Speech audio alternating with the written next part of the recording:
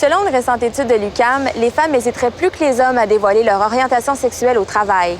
Une statistique qui donne tout son sens à l'organisme pan-canadien Fierté au travail. Entrevue avec Martine Roy. Il y avait une étude que KPMG a fait.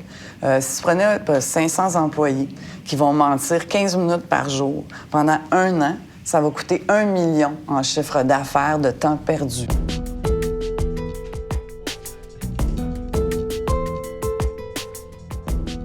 Avant même de te joindre à Fierté au travail en 2008, tu militais déjà pour la diversité au travail. Pourquoi est-ce que c'est important pour toi de t'impliquer de cette façon-là? Moi, ça part justement d'ici, d'Ottawa. J'étais dans les forces armées militaires en 83. J'étais assistante médicale. Et je me suis fait arrêter en tant qu'homosexuelle et je me suis fait congédier. Il y avait une loi à ce moment-là qui disait que si tu étais homosexuel, l'homosexualité, la bestialité, le viol, l'inceste, c'était défendu. C'était dans le même groupe? C'était dans le même groupe, c'était vu de la même façon. Alors, on se cachait. Puis, à un moment donné, mais quelqu'un m'a donné. Je me suis fait arrêter. Quelqu'un vous a dénoncé? M'a dénoncé, oui. Alors là, ils viennent te chercher. Puis c'est vraiment la police militaire qui est habillée en civil qui vient t'arrêter. Et là, tu es interrogé. Moi, ça a duré 5 heures. Après 5 heures, j'ai abandonné. J'ai dit, qu'est-ce que vous voulez que je vous dise? Puis ils m'ont dit, si tu dis la vérité, on va te garder. Alors, j'ai décidé d'avouer que, oui, j'avais une conjointe, une copine. Alors, ça a pris jusqu'en 1999 où j'ai été appelée à travailler chez IBM et j'ai refusé la première offre. Parce que j'ai eu peur. Je me suis dit, oh mon Dieu, IBM, c'est conservateur et tout. Et 6 mois plus tard, j'ai finalement accepté quand je me suis rendu compte qu'il y avait un plan de diversité.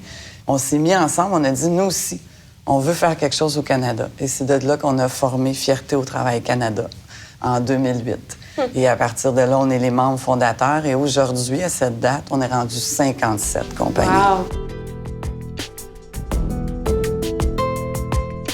Tu représentes l'organisme pan-canadien Fierté au travail. Peux-tu nous expliquer un peu votre mission? Alors, la mission de Fierté au travail, c'est vraiment d'aider à développer dans les compagnies, surtout les corporations, des groupes de ressources d'employés. Tu as toujours eu des groupes de ressources, justement, pour les Noirs, pour les femmes, pour les handicapés. Alors, un groupe de ressources pour les lesbiennes, gays, bisexuels et on les appelle maintenant les transidentitaires. Quand tu arrives au travail, je veux dire, il faut que tu sois toi-même, il faut que tu sois authentique, il faut que tu sois productif, il faut que tu sois capable de te concentrer. Alors, c'était pas grave de dire qu'est-ce que tu as fait pendant la fin de semaine ou que ton conjoint ou conjointe va bien ou va pas bien. Tu n'es pas productif, donc la corporation ne gagne pas et toi non plus. Il y a beaucoup de gens qui vont dire au travail, on parle pas de la sexualité. Mais là, on parle pas de sexualité, on parle pas de ce qui se passe dans la chambre à coucher. On parle de son authenticité. Qu'est-ce qu'on peut faire concrètement pour créer un milieu de travail qui est plus ouvert à la diversité? Je pense que ça commence par soi-même, hein? Parce que je veux dire, même nous, les homosexuels, on a beaucoup de retenue. Alors, le problème, il vient des deux côtés. Hein? Ouais. Il vient pas juste du côté que les hétérosexuels. Là, on a beaucoup d'alliés, beaucoup plus d'alliés qu'on le pense. Je pense que c'est aussi nos peurs à nous.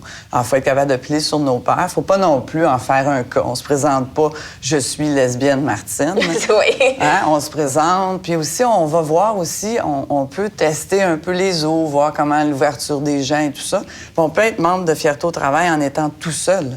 Tu peux te mettre membre, c'est un moindre frais, et tu commences comme ça. Puis tranquillement, tu peux amener justement quelqu'un du travail, de ton entreprise, à venir à un événement, voir comment ça se passe.